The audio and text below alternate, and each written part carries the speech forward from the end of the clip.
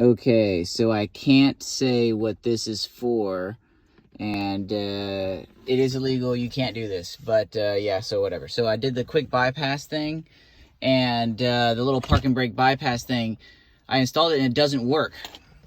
But I figured it out. So you do have to do the little park and brake bypass deal, and you have to do a ground switch where you can go on off on.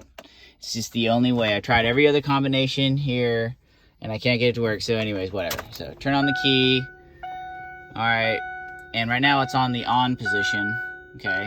So I have ground. And loads up the DVD.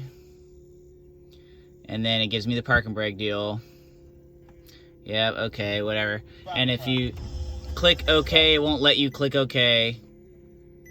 And it will just not let you watch the movie. Okay, so here's where it knows about the park and brake bypass, okay? And then here's where you ground it.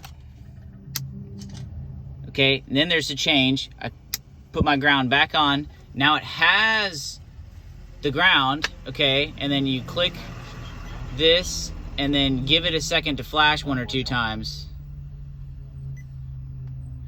See, there it, now it finally allows you to click the OK button, and then it unlocks the DVD for you to play.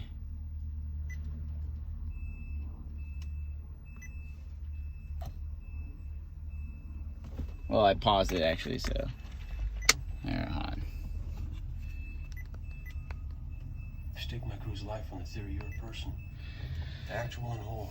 And if I'm wrong, you best shoot. So there you go. It's that you have to have the toggle on, off, on, and then the little deal in the back, the little park and brake bypass, then it will work with the modulating signal. But it has to detect it goes on, off, on with that ground, whatever. But you can see everything's working fine. And I got the DVDs to work. All right, cool. Got the car, you know, all right, park.